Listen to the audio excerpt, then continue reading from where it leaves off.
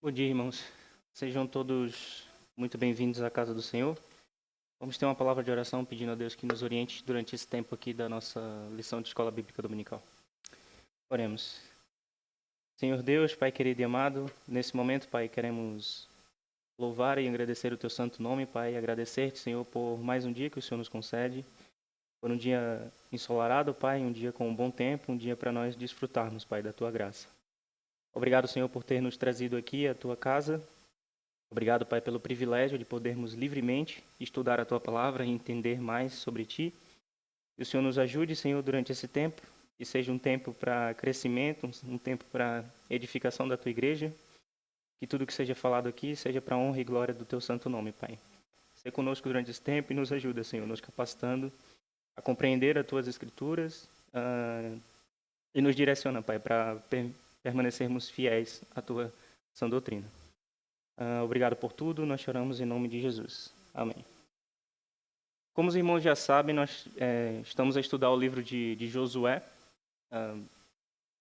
Temos estudado as conquistas que Israel tem empreendido dentro da terra de Canaã. Nós vimos na semana passada alguma das coisas que aconteceu, teve as lutas que ocorreram, as batalhas para conquistar a cidade de Ai. Nós vimos que houve a derrota de Israel naquela batalha. Tem aquele primeiro momento, aquele momento de estranhamento em que o povo não percebe por que perderam aquela batalha, entendendo que Deus estaria com eles entre todas as batalhas. Não entenderam no primeiro momento, depois Deus fala com o seu povo, diz que o povo estava em pecado. E, por fim, depois de ali um processo quase que de investigação, o Acã se acusa, se confessa então o seu pecado. Após o julgamento e a sentença, a execução da sentença sobre Acã, o povo então está purificado e consegue então ir novamente para a batalha e conquistar Ai. Depois nós vimos também que houve o ponto que o nosso pastor até deu o nome do estratagema dos gibeonitas, como eles foram muito perspicazes e inteligentes em, de certa forma, enganar Josué, enganar o povo de Israel, fazendo uma aliança com eles, morando ali dentro do território de Canaã, bem no centro, ali muito próximo, o que acabou gerando um vínculo com o povo de Israel e também os gibeonitas. Nós sabemos que Israel acabou por cair ali nesse engano dos gibeonitas por não consultarem ao Senhor antes de tomarem aquela decisão, antes de fazerem aquele juramento de que iriam ter paz com aquele povo e de que iriam proteger aquele povo. Mas Josué, então, nós vamos ver aqui a partir do capítulo 10, Josué, então, vai honrar a sua palavra e vai manter a aliança de proteção com aquele povo. Hoje, no capítulo 10, nós vamos ver que o desdobramento dessa decisão direta que Josué tomou ali, desse juramento que ele fez, uma consequência já quase que imediata. Vamos ver que os gibeonitas vão precisar de ajuda e vão pedir socorro a Israel. Os pontos da lição de hoje são esses que estão na projeção. Nós vamos ver, como eu disse, o socorro aos gibeonitas, depois vamos ver mais uma conquista, as cidades do sul, que é uma cidade ali próxima àquela zona de Gibeão.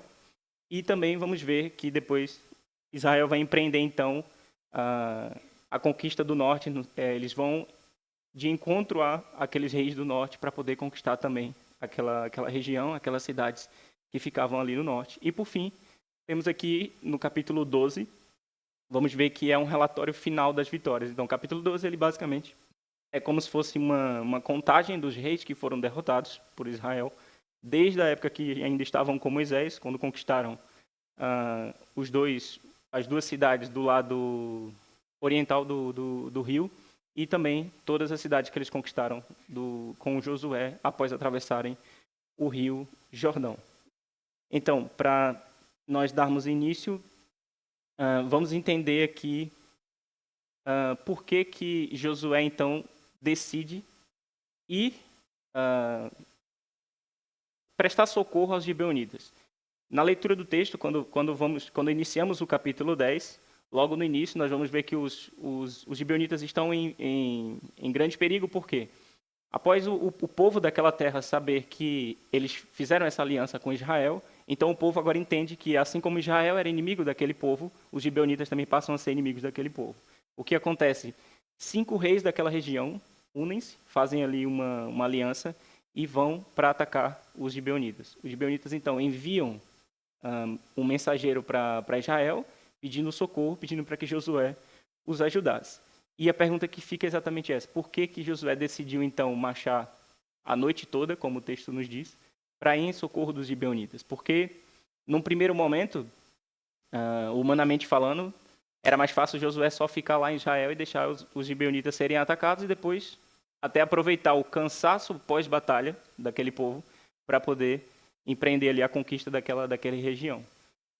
Nós não podemos nos esquecer que Josué ele havia jurado proteção aos gibeonitas, como eu comecei a falar isso na introdução, e honrando o juramento que ele tinha feito àquele povo, ele também estava a honrar o próprio Deus. O Senhor, ao ver essa fidelidade de Josué em honrar o seu juramento, ele então vai reafirmar a promessa para aquele povo. Afirmar a promessa de que forma? Eu estou convosco, não tenham medo daqueles reis que se uniram, vão, que eu vou entregar eles em vossas mãos e vocês serão vitoriosos. Uma promessa mesmo de vitória naquele povo. Nós temos aqui no capítulo 10 uma das passagens mais... É uma intervenção divina, talvez seja uma das intervenções divinas mais miraculosas que nós encontramos em toda a Bíblia ou no Antigo Testamento.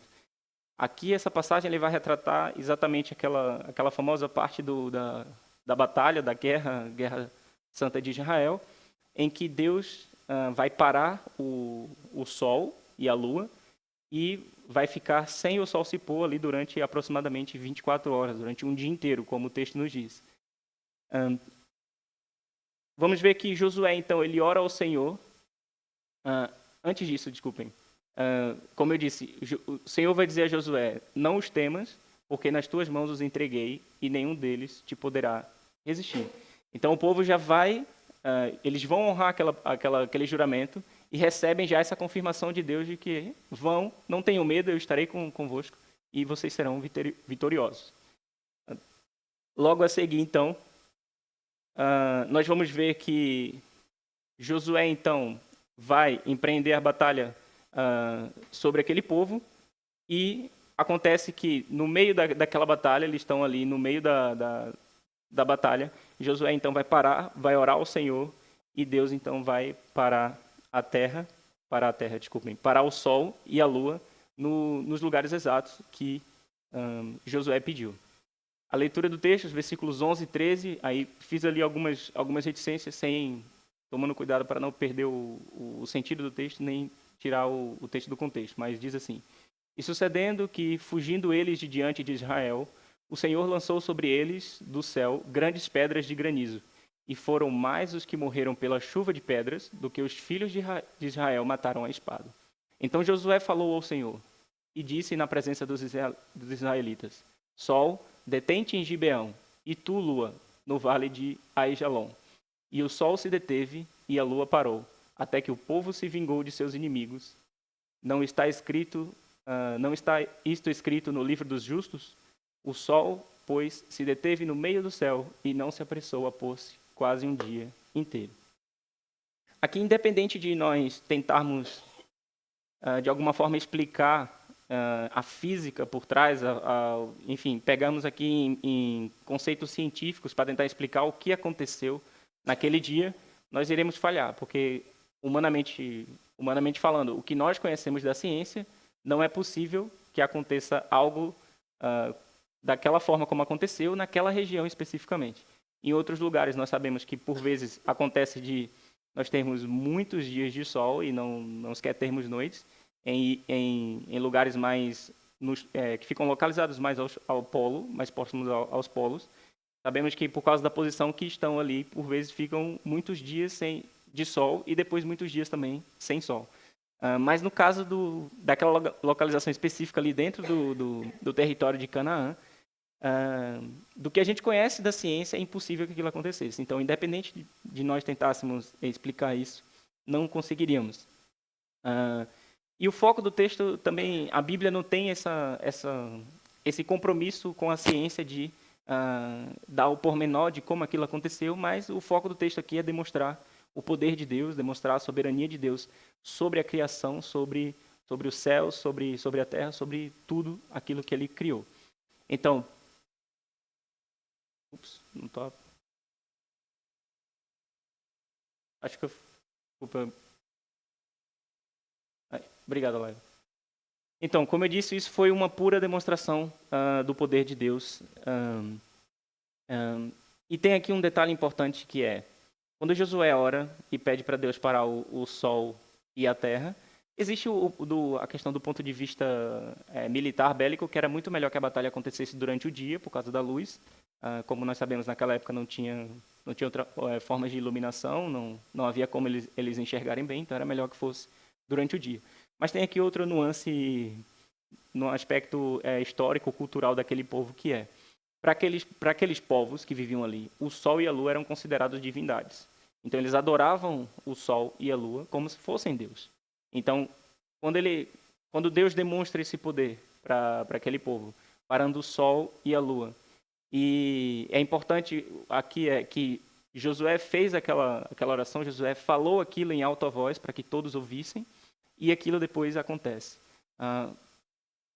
Tão glorioso foi aquilo que depois eles registram em um livro, como o texto nos diz ali, o livro dos justos, era um livro histórico de Israel, do povo de Israel, que registraram muito dessas batalhas que aconteceram. E então, as pessoas, depois, quando ouvem falar dessa batalha, vão ver que o Deus de Israel sobrepujou aquelas divindades, aqueles deuses que eles adoravam, que eram o sol e a lua. Nós vamos ver também que uma coisa um bocado esquisita, digamos assim, vai acontecer aqui no meio da batalha. Por quê? Primeiro, era muito difícil para Israel vencer aquela batalha, considerando o exército que tinha e a preparação militar que eles tinham. Israel, eles não eram militares, né, de forma como aqueles outros povos eram. Aqueles povos, eles viviam de raids, viviam de saques. Eles viviam a lutar. Israel não. Eles eram um povo escravo e ainda mais essa geração, que muitos deles nasceram no deserto e pouco sabiam seja da arte da guerra ou do militarismo. Então, durante a batalha que acontece ali, eles estão a vencer, os reis percebem que eles estão derrotados, não há o que fazer, então eles fogem e escondem-se dentro de uma caverna, como o texto diz, a cova em Maquedá. O que é estranho aqui? Normalmente, nas batalhas da antiguidade, quando os reis eles fugiam, a batalha acabava. Por quê? O exército, eles também iam começar a fugir, porque se o próprio rei, que era aquele que liderava o povo, não tinha a convicção de que poderiam vencer, muito menos aquelas pessoas que estavam ali quase que obrigadas, né? Alguns ali obrigados, outros porque não tinham opção, ou porque eram escravos, enfim. Existia todo um contexto ali. Então, quando os reis desistiam da batalha, era lógico que também os exércitos também desistissem. Por que Josué, ao ver que os reis eles desistiram, ele não encerra a batalha, não para com tudo aquilo, captura os reis, mata os reis e pronto, está resolvido. Sobrepujamos aquele povo, temos aqui essa multidão toda que agora sobrou, que vão ser nossos escravos, por exemplo. Era o que normalmente acontecia naquele cenário. Josué, ao contrário disso, ele ordena que manda homens que vão até essas cavernas, fechem essas cavernas, cubram elas com pedras, para que eles não saiam de lá, e montam uma guarda em frente àquelas cavernas, para não deixar que eles fugissem. E, ao mesmo tempo, a batalha continua. Nós vamos ver no texto que Josué vai falar exatamente isso para o povo.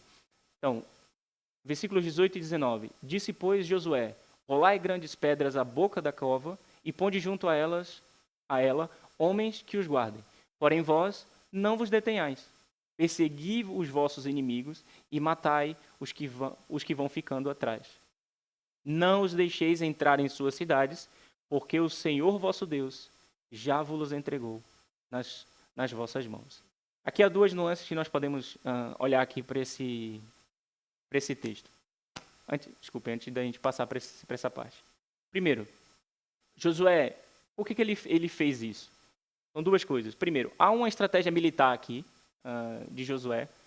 Qual era a ideia de Josué? Não deixar que eles voltassem para suas cidades, que eram cidades fortificadas, e se reorganizassem para tentar combater novamente Israel, quando Israel fosse então conquistar as cidades. Esse é o ponto de vista humano, né? A visão humana sobre essa situação. Do ponto de vista espiritual, podemos dizer assim, que Israel então tinha uma ordem para cumprir. Israel tinha recebido a ordem do quê? Quando eles entrassem naquela terra, que eles teriam que conquistar aquela terra, e aquele povo que estava lá era para ser completamente exterminado. Vamos já ver isso um pouco mais à frente. Então, Josué ele estava obedecendo a Deus quando ele fez aquilo. Então, não bastava ele capturar os reis, executar os reis e escravizar aquele povo. Isso não era a ordem de Deus. Seria benéfico para o povo de Israel? Seria, muito benéfico. Eles iriam, humanamente falando, né, eles iriam agregar aquele povo ali como escravos, teria aquela mão de obra barata, mas também possivelmente teriam outros problemas. Mas do ponto de vista espiritual, eles estariam em desobediência ao Senhor e aquilo ia acarretar a eles um castigo divino e eles seriam, então, punidos por não cumprir aquilo que Deus ordenou. Então, após vencer completamente a batalha, depois que Josué dizima todo o exército daqueles 5 reis, Josué então ordena que sejam trazidos aqueles reis perante os líderes de Israel. E aqui nós temos que pensar uma coisa, depois de tudo isso que eu disse agora.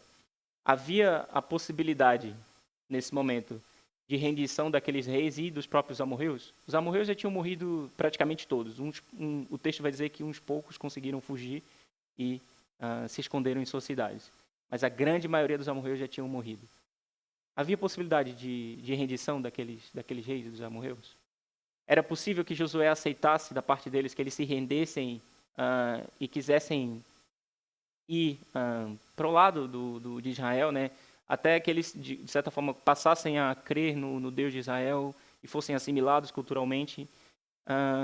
Nós temos que voltar um pouco atrás, no texto de Deuteronômio. Deuteronômio 20, 10, versículos 10 a 18, se alguém puder abrir, por favor. Nós vamos ver que Deus ele faz uma distinção clara nesse texto entre dois tipos de inimigos que Israel enfrentaria quando entrassem na terra prometida para a conquista. Deuteronômio 20, dos versículos 10 ao 18.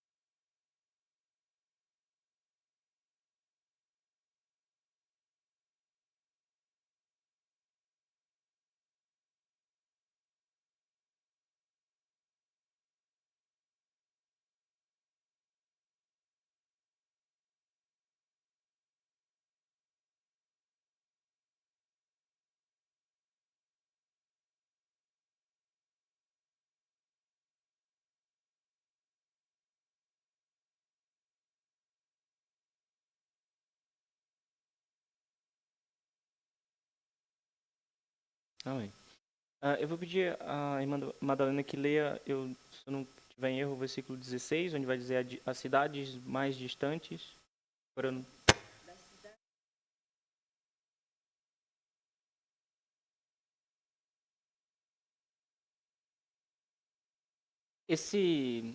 essa frase que nós encontramos no texto é uma indicação para cidades dentro de Canaã. Mais acima, nós vimos que vai dar indicação também das cidades mais distantes, o que eles deveriam fazer. Então, as cidades fora de Canaã, que são essas cidades mais distantes, Israel devia propor paz antes de atacar. E se a cidade se rendesse, seus habitantes, então, se tornariam escravos. Existe uma coisa entre os estudiosos da Bíblia que, possivelmente, os gibeonitas eles sabiam disso, de que Israel tinha esse compromisso com o Senhor. Então, eles aproveitam dessa ordem, dessa indicação que eles receberam, e os gibeonitas, eles então enganam o povo dizendo que são de longe, são distantes, que vieram, ou seja, são de fora de Canaã, e propõem então a paz com Israel. E daí nós entendemos que, de certa forma, Josué não estava tão errado em só ir diretamente em aceitar aquele tratado de paz e jurar ali proteção àquele povo.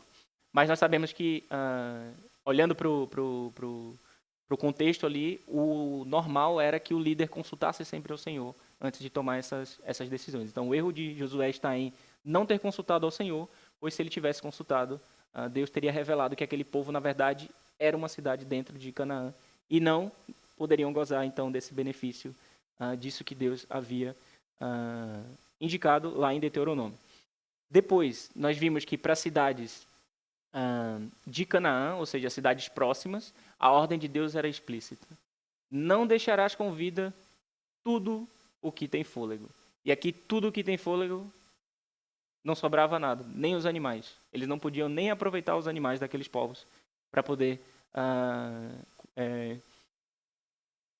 fazer a agropecuária daqueles animais e explorarem ali, de certa forma, para trabalho, que quer seja para comer, eles tinham que queimar aqueles animais e tinham que matar todas as pessoas daqueles povos. E o próprio texto também diz o porquê. Que a rendição daqueles povos cananeus não era uma opção prevista aqui nessa aliança. O texto vai dizer, então, para que eles não fossem influenciados por aquele povo, que eram extremamente pagãos, e que eles não passassem também a adorar outros deuses, como aqueles povos faziam. Então, respondendo de forma muito, muito direta e cabal aqui, não havia possibilidade de rendição daqueles reis amorreus. Não havia essa possibilidade. Então, o que vai acontecer a seguir aqui no texto, nós vamos ver, para aqueles que já fizeram o exercício de ler esse texto em casa, vão ver que aqui é uma das partes da Bíblia que é muito difícil, humanamente falando, porque o que acontece aqui, do ponto de vista humano, existe aqui uma espécie de quase que uma crueldade daquilo que vai acontecer com aqueles 5 reis. O que acontece? Nós vamos ver que vai acontecer aqui um ritual que Josué vai fazer com aqueles reis, vai mandar trazer aqueles reis e vai fazer com que os comandantes do exército, os capitães do seu exército, coloquem os reis deitados no chão e pisem no pescoço de cada um daqueles reis. Esse ritual ele vai trazer aqui algumas coisas para nós e nós precisamos avaliar aqui o que aconteceu.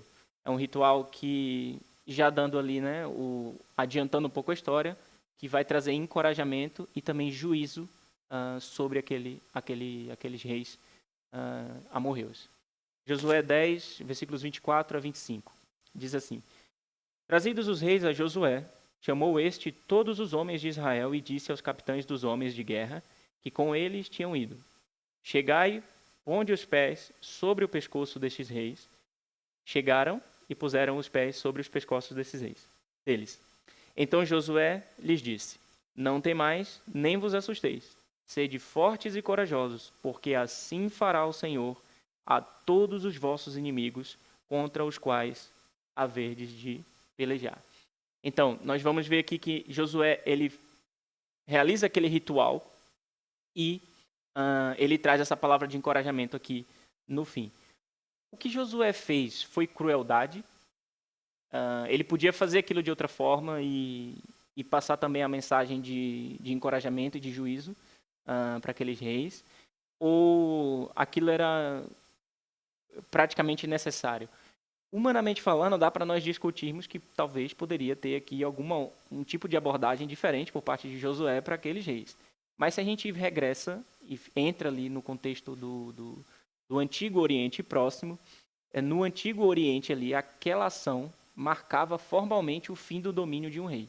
Então era comum que os cananitas, principalmente ali, e também todo o povo ali do Antigo Oriente, quando conquistavam um rei, existia ali muitas vezes, não era sempre que havia essa oportunidade de capturar o rei vivo, mas quando eles capturavam o rei vivo, eles faziam esse ritual, que era uma forma de marcava formalmente que o domínio daquele rei estava encerrado e aquele território, aquele povo estava em completa sujeição àqueles que o conquistaram.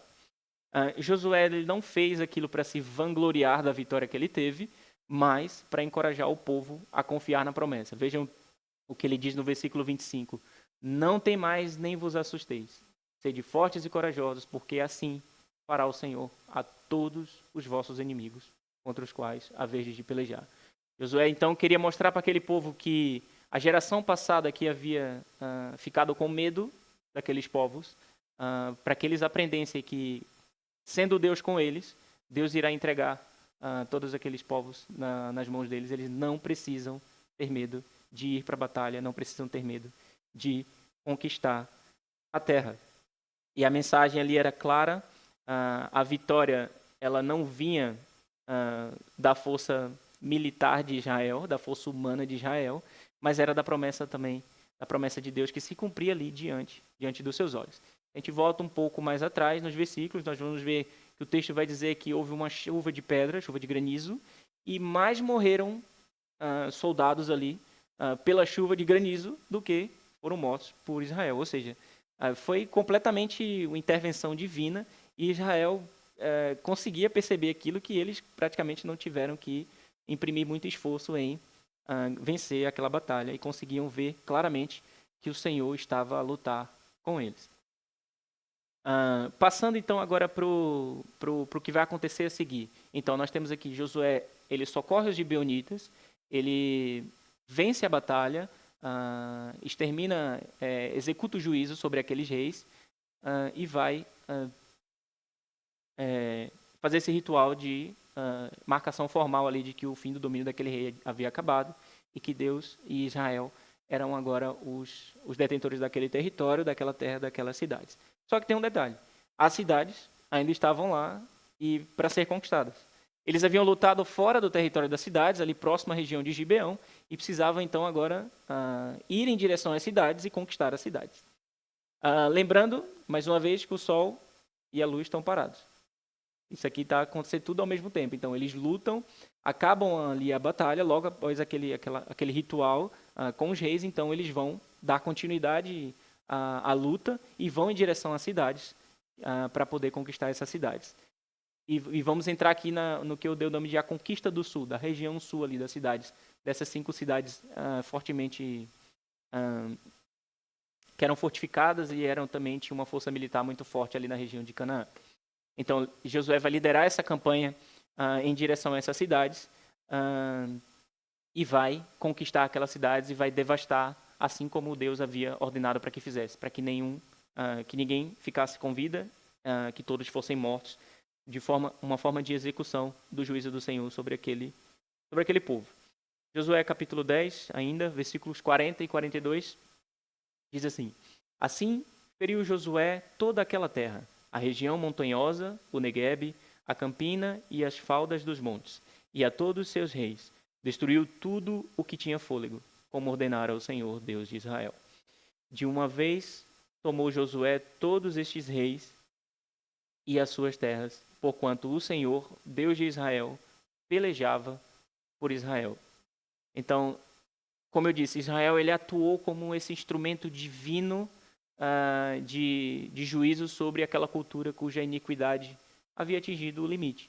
Se nós voltarmos lá atrás, quando nós estudamos o livro de Gênesis, se os irmãos ainda se lembram, quando Deus estava a fazer aliança com Abraão e estava a falar com Abraão, em Gênesis 15, Deus vai fazer menção a esses povos que eram muito maus e vão dizer que ainda não havia chegado o limite da iniquidade daquele povo, mas que os filhos dos filhos de Abraão, após a 4ª geração, se eu não estou em erro, iriam voltar àquela terra e iriam executar o juízo sobre aquele povo.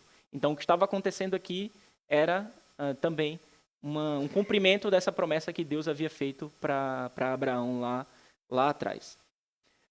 E como eu disse, o sucesso daquela campanha, ele esteve estritamente ligado ao Senhor e estritamente ligado aqui à obediência irrestrita que Josué teve às ordens divinas. Josué e o povo não falharam em nenhuma ordem divina. Tudo aquilo que Deus disse para eles fazerem, eles obedeceram e fizeram exatamente de acordo com o que Deus havia falado.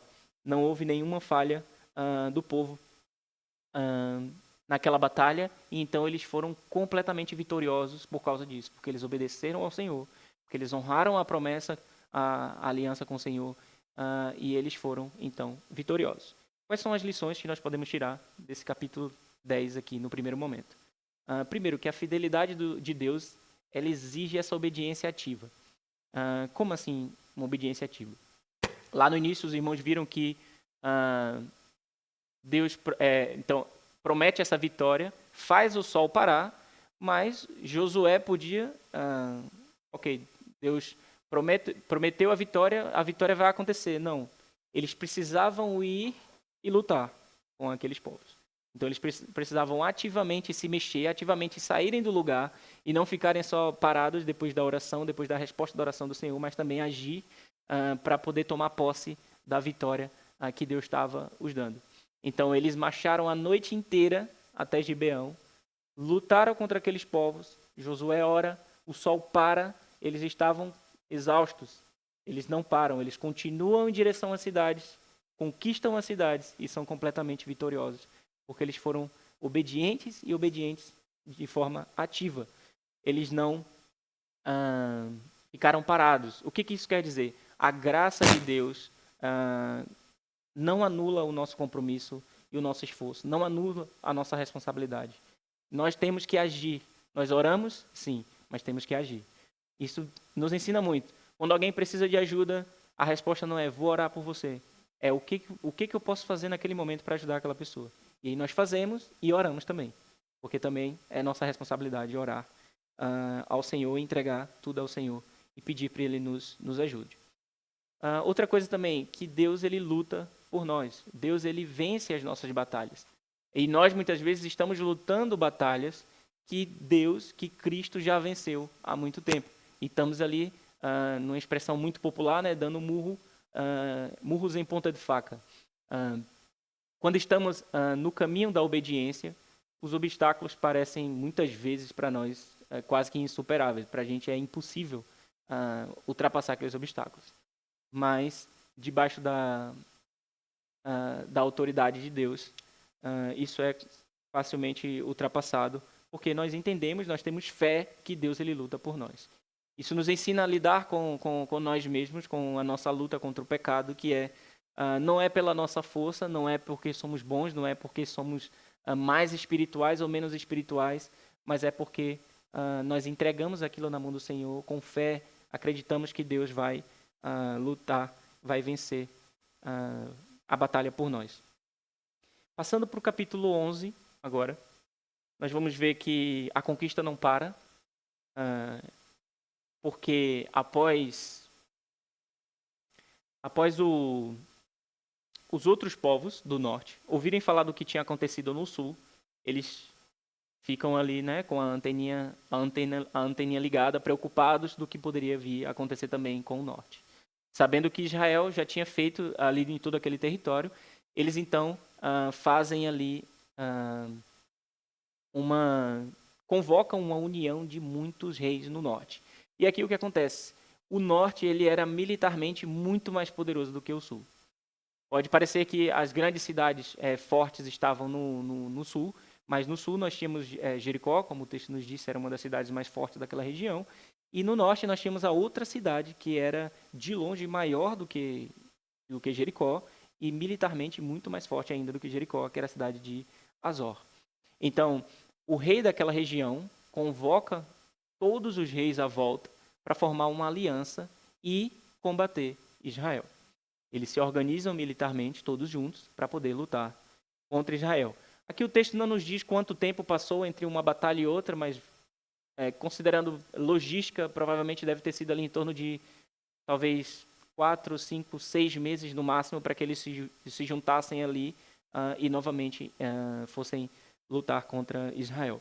Então, a quantidade de reis agora que vai se unir na região norte, ela é muito maior do que a cidade do sul. A cidade do sul nós temos 5 reis, e o texto nomeia os 5 reis as 5 cidades que se uniram.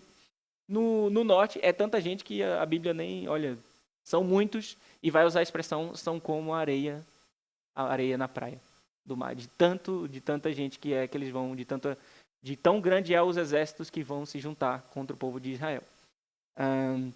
Então vamos ver que o rei de Azor, naquela altura era Jabim, como diz o texto bíblico, vai convocar essa multidão de reis locais, e esses reis, o texto vai trazer ali, e nós vamos já entender por que ele faz menção ao poder bélico daqueles exércitos, que é equipados com carros de ferro e cavalos.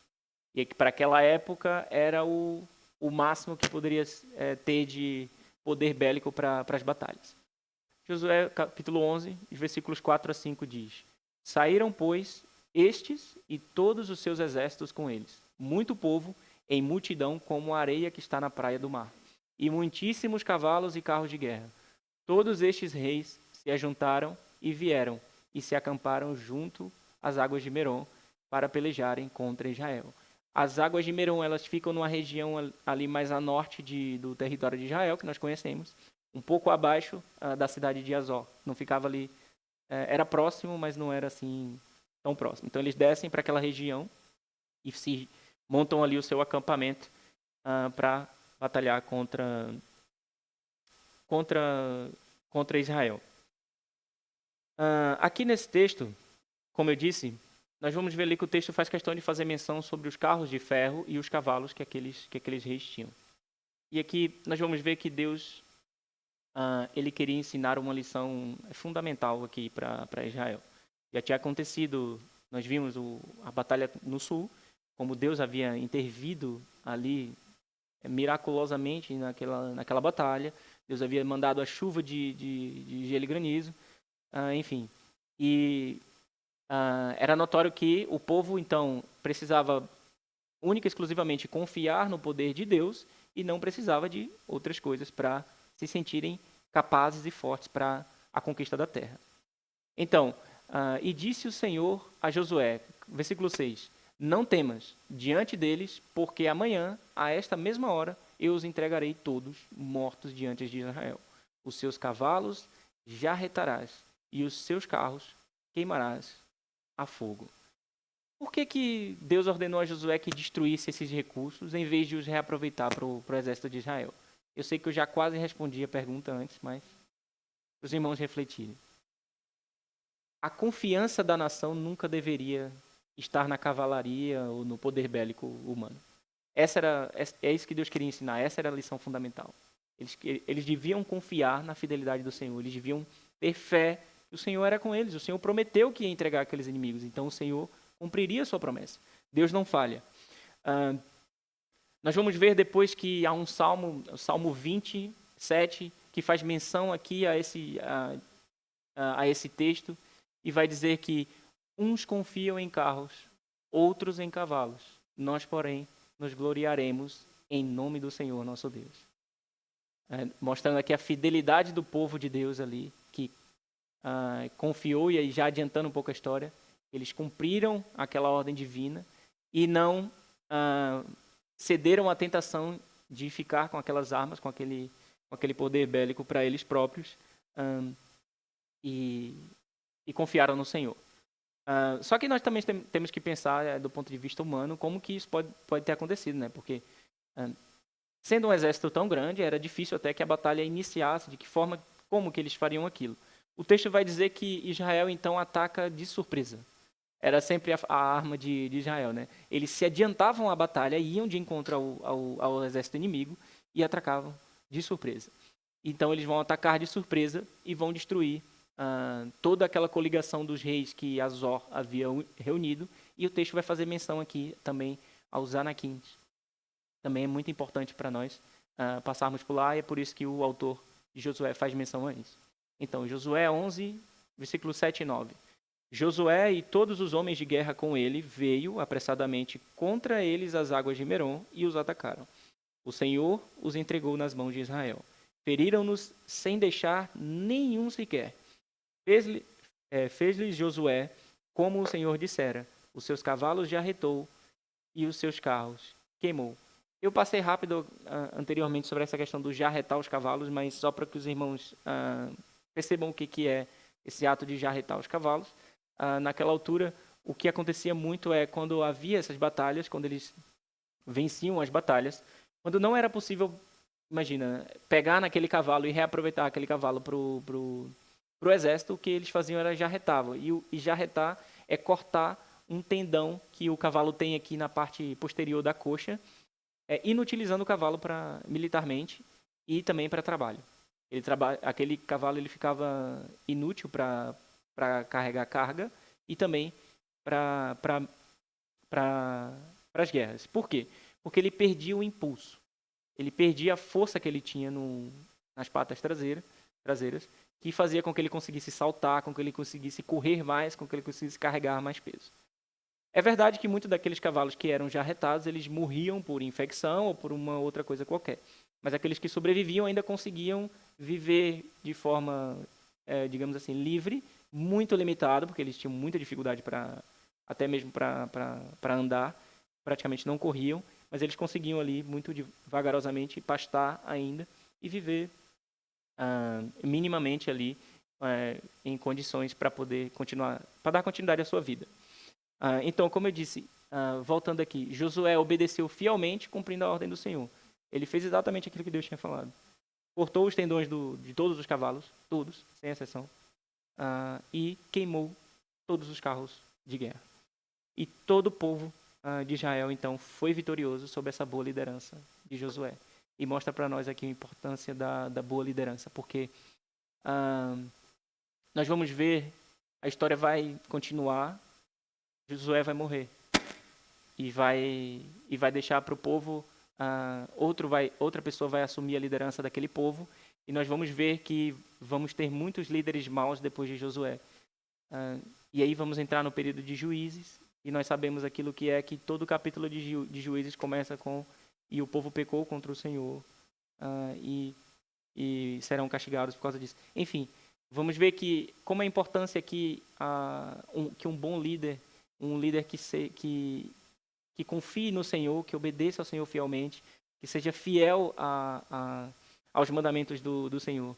Quando Josué assume a liderança do povo de Israel, aquilo que Deus diz para Josué é para que ele seja forte e corajoso para cumprir os mandamentos. Ele não dá outra ordem diferente. E Josué foi forte e corajoso e cumpriu os mandamentos do Senhor, cumpriu todas as ordens do Senhor sem vacilar, sem se desviar do caminho que Deus havia preparado. Israel vence a batalha contra aquele povo, vai tomar todas as cidades do norte para si, e depois vamos ver que eles vão queimar a cidade de Azor, que foi aquela que organizou aquela coligação. Versículos 12 e 13 do capítulo 11. Josué tomou todas as cidades desses reis e também a eles os feriu a espada, destruindo-os totalmente, como ordenara Moisés, servo do Senhor. Tão somente não queimaram os israelitas as cidades que estavam sobre os outeiros, exceto Azor, a qual Josué queimou. E aí, precisamos lembrar aqui, né? No primeiro momento, humanamente falando, era esperado que eles tentassem fazer aquilo para poder preservar a infraestrutura que já existia, para que o povo de Deus, então, habitasse naquele local e tivesse ali já tivessem as casas prontas, enfim, toda essa questão de infraestrutura e logística para o povo de Deus. Então, nós vemos que Josué ele vai preservar todas as cidades à volta, e a única cidade que ele não vai preservar, que ele vai queimar e vai destruir completamente, é a cidade de Azor. Em semelhança, se nós voltarmos antes à conquista de Jericó, foi muito parecido. Os muros caem, depois Israel vai, conquista aquela cidade e queima a cidade de Jericó. Muito parecido com o que aconteceu com Jericó aqui em Azor. Mas por que Josué faz isso? Por que ele queima a cidade de Azor? Era uma cidade extremamente importante naquele tempo. Extremamente importante. A região onde ela estava colocada ela era uma das cidades geopoliticamente falando ali mais fortes ali daquela região de Canaã e era também considerado o centro militar de Canaã e também o centro de toda a religião pagã que existia em Canaã. Aquela cidade, de certa forma, era como o carro de guerra que Deus havia pedido para que eles queimassem. Por quê? A estrutura que aquela cidade tinha, ela trazia um poder bélico muito forte. Então, uma coisa que nós podemos observar aqui é que Josué, mesmo não recebendo a ordem do Senhor de queimar aquela cidade, ele entendeu que deveria fazê-lo para que o povo também não se desviasse, não colocasse sua confiança numa cidade estratégica. Josué quis honrar o Senhor queimando aquela cidade para fazer exatamente isso, manter os olhos do povo no poder do Senhor. Depois disso, depois de Josué conquistar todas as cidades do norte e queimar a cidade de Azor, nós vamos ver que a Bíblia vai fazer menção aqui a um povo específico, aos Anaquins, nos versículos 21 e 23. Diz assim: Naquele tempo, veio Josué e eliminou os Anaquins da região montanhosa de Hebron, de Debe, de Anabe e de todas as montanhas de Judá e de todas as montanhas de Israel. Josué os destruiu totalmente com as suas cidades. Nenhum dos Anaquins sobreviveu na terra dos filhos de Israel, somente em Gaza, Gate e Asdod. Aqui é importante para nós depois, no futuro, daqui a muitos anos, no período de Davi, nós vamos entender desses Anaquins que sobraram aqui nessa cidade.